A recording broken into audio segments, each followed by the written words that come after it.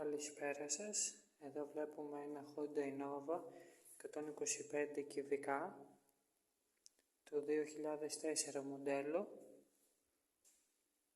Είναι ένα μηχανάκι εποχής που έχει καρμπιρατέρ και είχε βγει σε δύο εκδόσεις, 2003 μέχρι και 2009 καρμπιρατέρ και 2007 μέχρι 2014, αν δεν κάνω λάθος, που είναι το injection.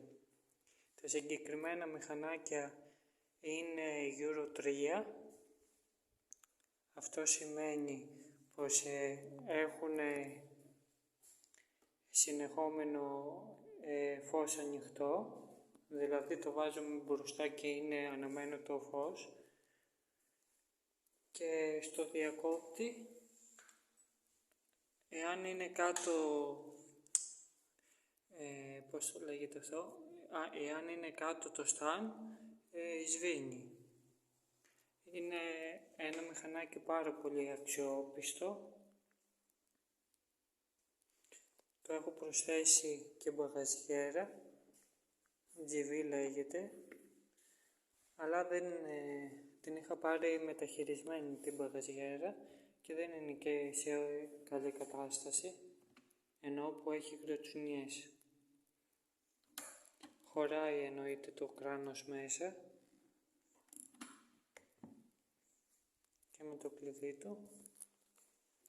Και επίσης αυτά τα μηχανάκια έχουν και χώρο κάτω από τη σέλα, τα οποία χωράνε, ας πούμε, ψώνιο. Μια σακούλα τη χωράει, σε αντίθεση με άλλα μηχανάκια.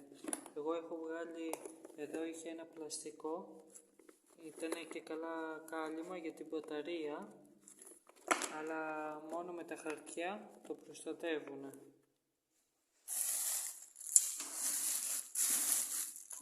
Δεν έχω να πω κάτι, είναι πάρα πολύ αξιόπιστο μηχανάκι, είναι μάρκας Honda, δεν είναι κινέζικο ή κάτι απομίμηση, το βλέπετε και άλλωστε.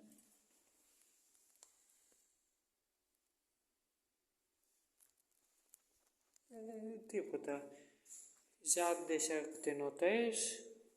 Εδώ που έχω βάλει αυτό το αυτοκόλλητο είναι παλιό, το διακρίνεται κιόλας νομίζω, ενώ από εδώ μου έχει φύγει από το πλύσιμο και έχω βάλει ένα τρακ. Επίσης εδώ πέρα έχει ένα κάλυμα αλυσίδας. Οι πιο πολλοί βάζουν ένα μαύρο ή μπορεί και να βγάζουν αυτό. Εγώ δεν κάνω τέτοια πράγματα. Είναι προστατευτικό αλυσίδας. Δεν έχω κάτι άλλο να πω για αυτό το μηχανάκι. Δεν έχει να ζηλέψει κάτι από τα καινούργια τα μηχανάκια.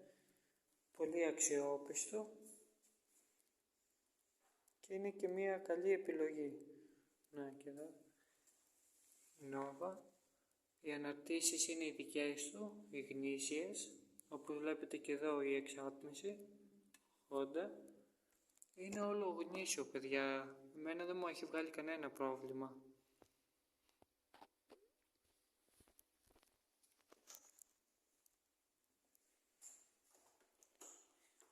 Και το check έχει μόλις 50.000 χιλιόμετρα, ξεκούραστα χιλιόμετρα.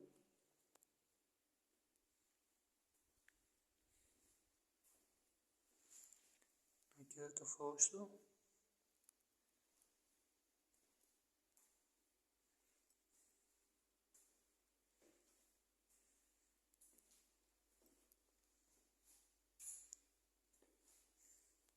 Με τους καθρέφτες του, κανονικά, τους καθρέφτες.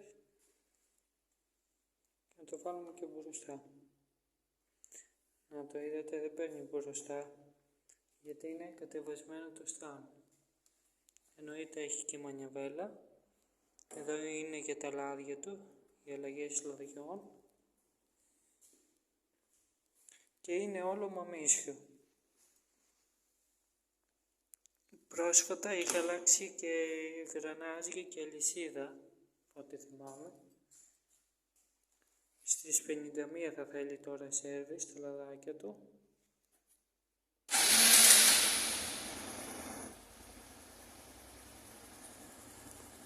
Και το προσεκτικό.